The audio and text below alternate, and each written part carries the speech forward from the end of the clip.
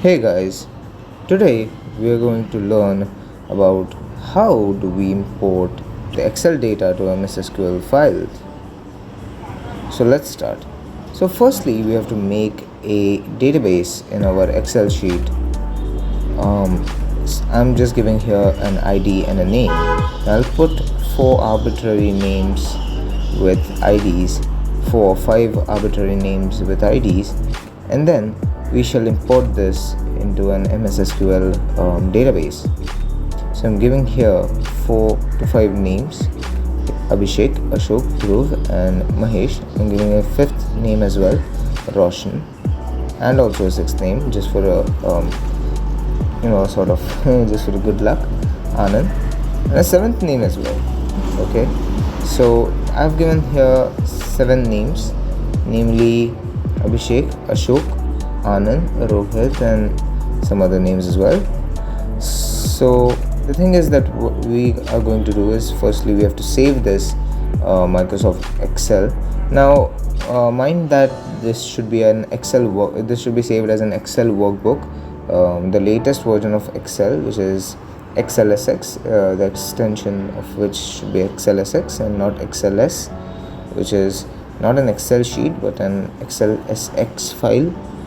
So now in our SQL Server Management Studio, we are going to create a new database, an arbitrary database. You can name it whatever you want, and then you can check it out in the databases. Now a customer database has been created. Now go to the SQL Visual Studio, basically SQL Data Tools. So in it, create a new project and name the project however you want. You have to select Integration Services project in Integration Services and click OK. Now what we are going to do over here is, in the control flow, we are going to add two data flow tasks to just 2 data flow tasks and join them like so.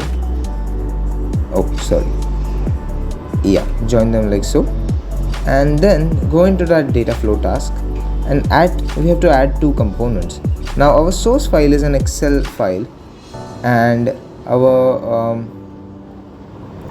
basically our destination file is which we have to import into an MS SQL database file. This is one way of doing it.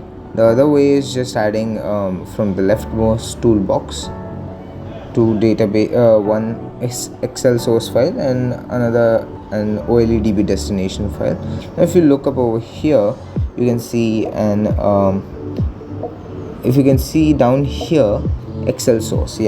So we have to add an Excel source, obviously, and then an OLEDB destination, which basically means that we are going to our destination file is an MS SQL database file, and we are going to connect both of these sources like so, source and the database, and then click on the Excel and create a new manager. Now obviously we have created a manager, but you can create a new one over here if you haven't, and then select the sheet that you want. You can also see the preview, and then press OK. Now our source file has been configured. Now let's see the destination file. Alright, we have to just delete all the previously created destination managers, and we have to give the server name dot. So what dot basically does is specify that the server and the client are the same machine. And now just press OK, and then you can create a new table and check all the values over here and give the name, give any name you want. The name doesn't matter, it's just an arbitrary thing that you can do, and press OK, and voila, our thing should have been done. Now what happened over here, if you can see the mappings, they were correct. And now the cross symbol that was appearing has gone, indicating that our OLEDB destination has been successfully configured. Now remains one last thing. Sometimes if it gives an error, there's a sort of a solution to it, which we will discuss in the next video definitely, because an error is bound to occur there.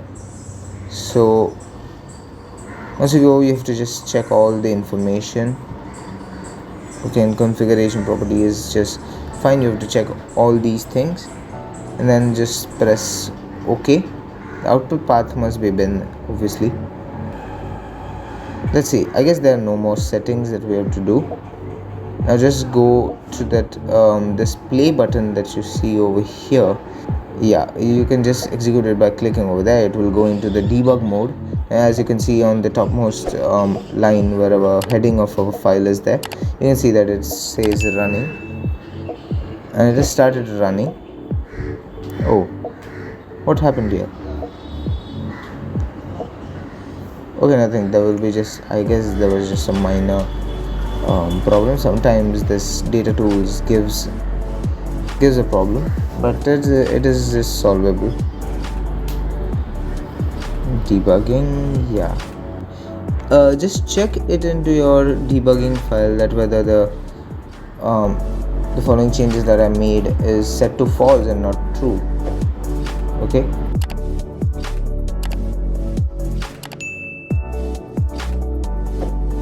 Now you can see that Excel source has been configured and 7 rows have gone through. And if you can check into our SQL Server Management Studio in the database that we just created, the customer database, now you can view that table DBO my info and select top 10,000 rows, and yeah, there you can see all the ID and name columns have been imported. So thank you so much for watching. Subscribe.